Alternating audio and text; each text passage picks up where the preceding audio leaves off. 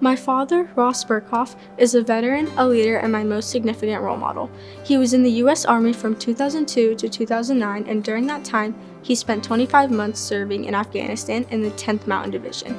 My father made the honorable and selfless decision to serve, and he deployed to Afghanistan soon after 9/11, making many sacrifices. He wrote a book called Beyond the Outpost about his time in Afghanistan, and he allowed me to read it and cite it for this essay. It is a reflective memoir of his 2 combat tours. Through his courage, resilience, and dedication to service, I've gained a new way of seeing the world and learned lessons that will stay with me forever. For those reasons, my father, a Virginian, is a veteran who inspires me. My dad spent years living and working in risky environments in Afghanistan.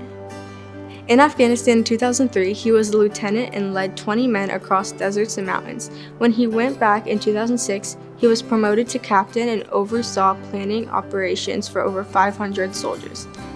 Being away from his family for such a long time and being in combat took a physical and emotional toll on him, but he stayed strong because of his willingness to sacrifice safety and coziness for a better purpose.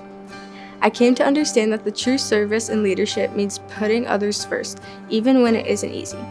My father's role as an officer was to protect his soldiers, to ensure success in a mission, and to make strategic decisions. Something that caused him a great deal of stress were things like using lots of materials and money to help Afghans in remote locations. My father carried a huge weight of responsibility for his soldiers. Keeping them safe was his duty, and he told their parents he would bring them back alive. This was difficult for him while on dangerous missions, especially when they were out of his control. To me, leadership means to be outgoing, brave, and caring for others. My dad's leadership makes it clear that real leaders are here to serve, not to be served. When my dad was deployed, he wasn't just fighting, he was also building. He helped build schools and wells for Afghans and provided food, shelter, medical supplies, and security. He also provided friendship. His mission in Afghanistan was not only combat, but to help improve people's lives and to spread confidence among the people. I have learned that the strength to make a positive impact is just as important as fighting in battle. I think that we can create lasting impacts by helping others rise. Through my dad's 7 years of service, there have been many fun times, but also many tears. He lost friends in battle, yet he stayed strong and continued working hard.